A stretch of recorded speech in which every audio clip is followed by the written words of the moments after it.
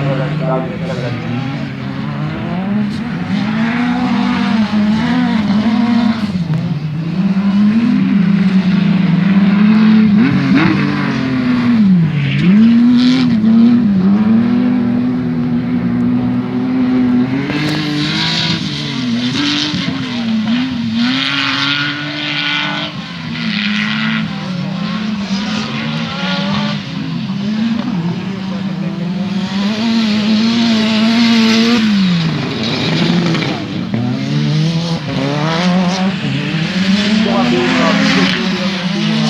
Davide Casalini, record, colpo di commerciale per adesso prima della fine di questa prova di qualifica.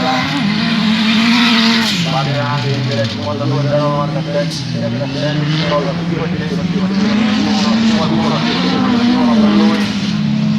già per il secondo posto numero 2.